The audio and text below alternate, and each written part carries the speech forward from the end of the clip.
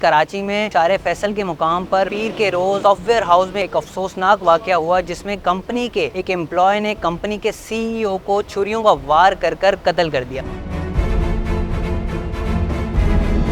जय वकूआ से मुलज़म की गिरफ्तारी हो चुकी है और आला कत्ल भी इसमें बरामद हो चुके हैं। का कहना यह है कि मैंने 4 वार किए हैं उसके ऊपर। ऐसा क्या बोल दिया कि आप कंट्रोल नहीं कर सके और आपने इतना बड़ा कदम उठाया कि जान से ही मार दिया? बस ऐसा कुछ करने का इरादा नहीं था, लेकिन बाद में क्या हुआ मुझे खुद भी पता नहीं चला।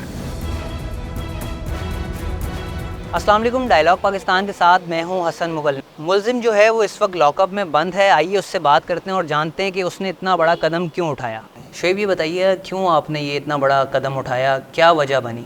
बेसिकली वहाँ पर अपनी 3 महीने से पेंडिंग सैलरी को कलेक्ट करने के लिए मैं निकला था और ऑफिस पहुँचा।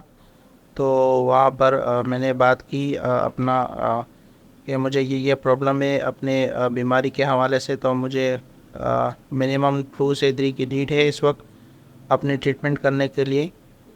तो इसलिए मैं गया था ताकि मैं वहाँ से कुछ सैलरी उठा के अपनी ट्रीटमेंट कर सकूँ। तो क्या बीमारी थी आपको, किसकी ट्रीटमेंट के लिए आपको पैसे ज़रूरत थे? मुझे काफ़ी अरसे से डिप्रेशन का मर्ज़ था और डिप्रेशन में बाइपोलर डिप्रेशन एक काइंड है, तो उसमें मुझे काफ़ी मसले मसाइल थे। मुझे डॉक्टर ने कहा भी था कि आपको इसकी ट्रीटमेंट प्रॉपर करनी पड़ेगी और आपको उसमें हॉस्पिटल में एडमिट होना पड़ेगा।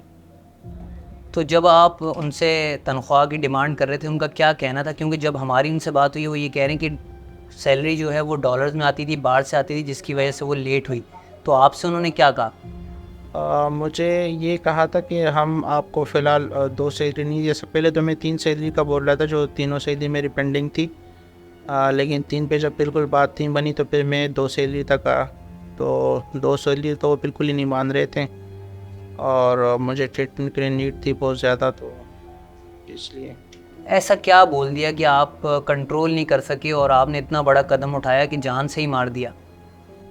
जैसे कि मैंने आपको बताया कि मतलब जैसे कि मतलब डिप्रेशन का मरीज को अगर कोई कहे कि आप तो वाकई पागल हो और आप मेंटल हो, तो इस तरीके के कुछ मतलब बैड बिहेवियर वाले वर्ड्स बताएंगे और कुछ मैंने जो प्रॉब्लम्स बताए थे उसके बारे में कुछ तंज़िया अल्फाज बताए गए।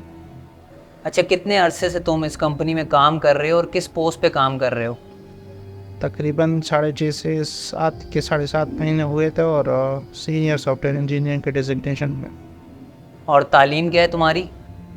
ग्रेजुएशन और 3 ईयर डिप्लोमा सॉफ्टवेयर इंजीनियरिंग में। छुरी कहाँ से लेके आए थे, उसके बारे में बताओ। चोरी लेकर नहीं गया था, वहाँ किचन में पड़ी थी, वहाँ से उठाई थी। तो अब जो तुमने किया है उस पे पछतावा है तुम्हारे को? जी जी ज़रूर।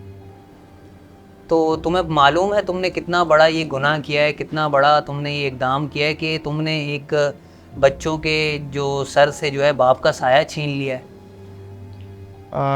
बस ऐसा कुछ करने का इरादा नहीं था, लेकिन बाद में क्या हुआ मुझे खुद भी पता नहीं चला। ठीक है, तो आपने ये मुलजिम की बात सुनी, ये इन्होंने जो इक़दाम किया है काफ़ी बुरा है। कानून किसी को अपने हाथ में नहीं लेना चाहिए। इस वक्त इस केस के इन्वेस्टिगेशन ऑफिसर हमारे साथ मौजूद हैं, इनसे बात करते हैं और जानते हैं कि क्या पेशरफ्त अब तक हुई है। सर, इसमें जय वकूआ से मुलज़म की गिरफ्तारी हो चुकी है और आला कत्ल भी इसमें बरामद हो चुके हैं। अच्छा, क्या इत्तलात हैं, कितने उसने हमले किए, कितने खंजर मारे, उसके बारे में थोड़ा सा बताएं। इसका कहना यह है कि मैंने 4 वार किए हैं उसके ऊपर। एक तो सामने सीने पे लगा हुआ है और पीठ पे लगा हुआ है और सीने पे 2 लगे हुए हैं उसके। जाए वकवा से कोई सीसीटीवी मिली है? बिल्कुल, जय वकूआ पर सीसीटीवी कैमरे लगे हुए हैं, मगर वो अपने भाई की नाश लेके केपी के आबाई इलाके में गए हैं तदफीन के लिए। उस स्वयं के बाद वो वापस आएंगे तो इंशाल्लाह मज़ीद तफ्तीश आगे बढ़ जाएगी। कितने रोज़ का रिमांड मिला है इसको? मुलज़म का 5 रोज़ का पीसी रिमांड है, पुलिस कस्टडी। हमने सुना भी है और इसने कहा भी है कि ज़हनी तवाज़ुन थोड़ा सा इसका सही नहीं था, डिस्टर्ब था थोड़ा सा। तो आप क्या समझ रहे हैं, ऐसे कोई टैक्टिक्स से बचने के लिए या वाकई में इसके पास कोई मेडिकल ग्राउंड्स हैं? सर, ऐसी इन्होंने कोई तहरीरी रिपोर्ट हमें पेश नहीं की है, ना कोई मंगवाई है इन्होंने। बाकी ये ज़बानी कह तो रहे हैं, उसका हमें डॉक्टर वगैरह कोई ऐसा चेक कराएंगे तो पता चलेगा कि इसमें क्या मामला है। ठीक है, बहुत शुक्रिया। ये थे इन्वेस्टिगेशन ऑफिसर हमारे साथ और इनका यही कहना है कि जो मुलज़िम है उसको 5 रोज़ा जिस्मानी रिमांड पे पुलिस के हवाले कर दिया गया है और वो ये कोशिश करेंगे कि इस केस को जल्द से जल्द निपटाया जाए।